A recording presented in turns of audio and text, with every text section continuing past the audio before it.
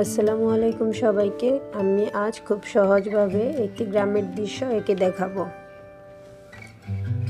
প্রথমে আমি মাঝ বরাবর দাগ দিয়ে নিচ্ছি।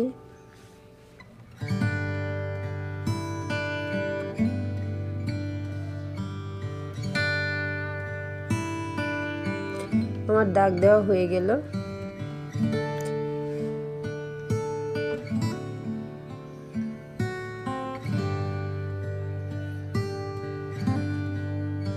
এখন আমি একটি ঘর আর্ট করব।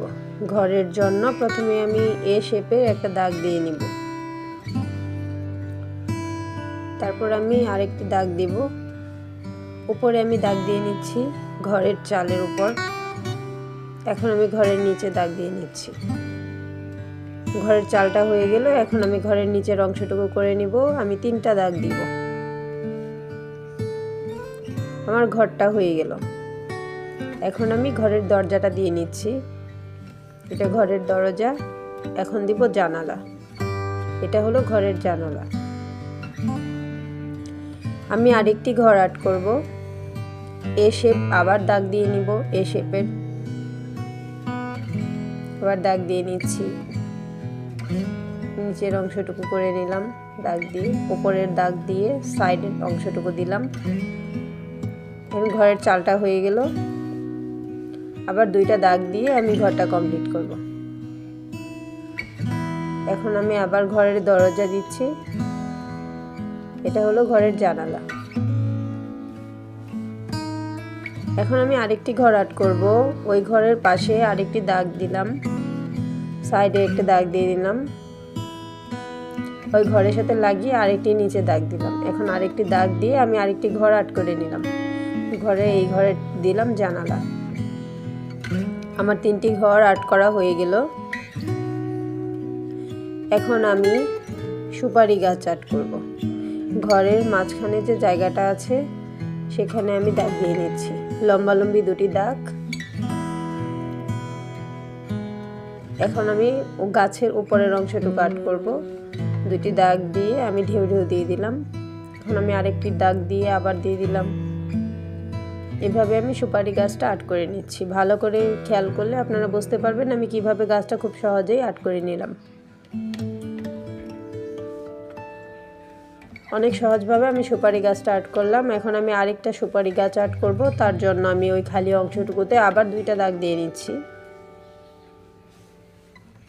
এখন আমি আবার উপরে গাছের অংশটুকু আর্ট করে নিব।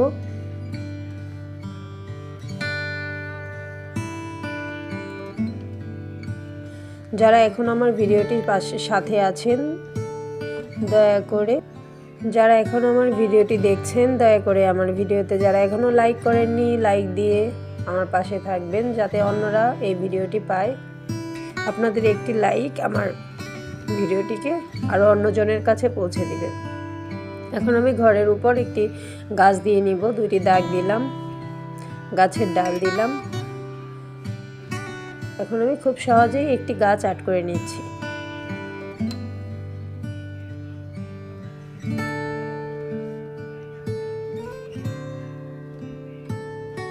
খুব সহজভাবে আমি একটি গাছ আর্ট করে নিলাম। আমার গাছ আর্ট করা হয়ে গেল।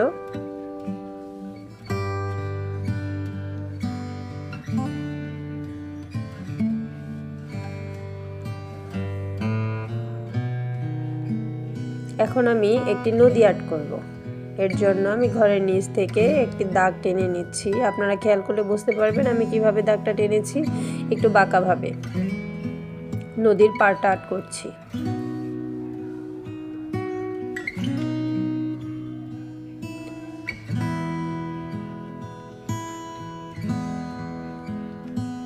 অনেক সহজভাবে আমি নদীর ধারটা আর্ট করে নিলাম।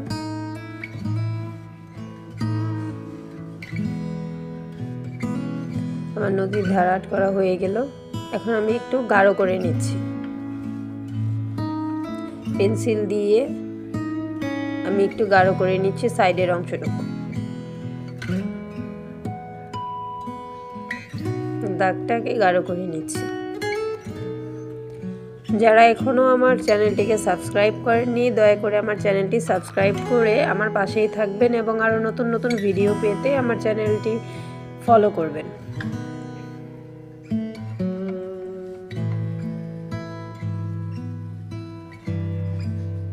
আমার নদীর ধার আর্ট করা শেষ।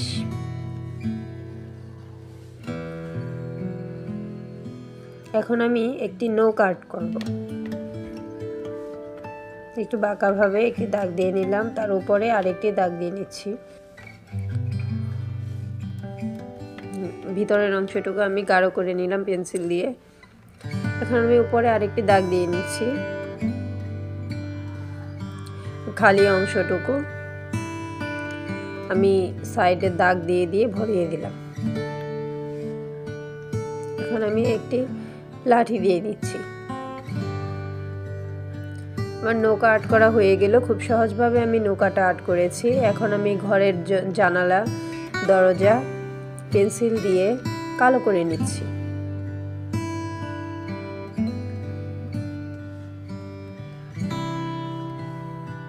দুটি ঘরের জানালা দরজায় আমি পেন্সিল দিয়ে কালো করে নিচ্ছি।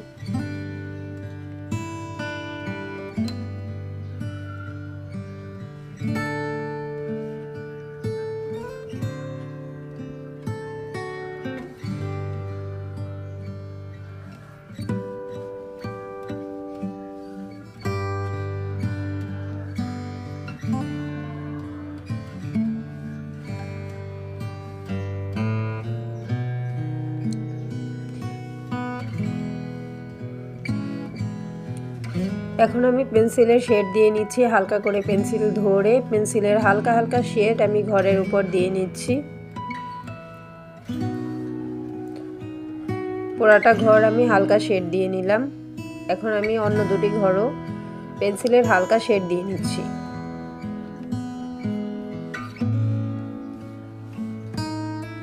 আমার ঘরের চাল হয়ে গেল। এখন আমি খেজুর গাছটা করে নিব।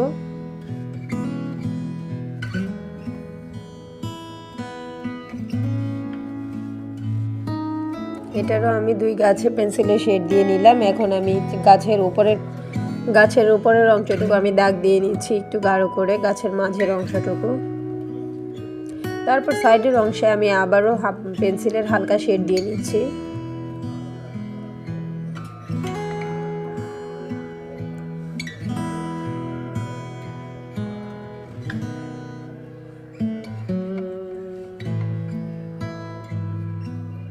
আমার গাছ করা হয়ে গেল। এখন আমি ঘরের উপরে যে গাছটা সেই গাছটা আমি পেন্সিলের শেড দিয়ে নিচ্ছি। আমার যেহেতু এটা পেন্সিল স্কেচ, আমি আজকে কালার দিব না, তাই আমি পুরাটাই স্কেচ করে নিচ্ছি। খুব সহজভাবে আমি এই প্রাকৃতিক দৃশ্যটি আর্ট করছি। এখন নদী আর্ট করব। নদীর মধ্যে আমি হালকা হালকা করে পেন্সিলের স্কেচ দিয়ে নিচ্ছি। পুরো নদীতেই আমি পেন্সিলের হালকা স্কেচ দিয়ে নিচ্ছি। আমার এই আর্টটা পুরো কমপ্লিট। আপনারা যারা এখন পর্যন্ত আমার পাশে ছিলেন, আমার ভিডিওটি দেখেছেন, তাদেরকে অসংখ্য অসংখ্য ধন্যবাদ। পরবর্তী ভিডিওর জন্য অবশ্যই অপেক্ষা করবেন। সবাইকে ধন্যবাদ। আসসালামু আলাইকুম।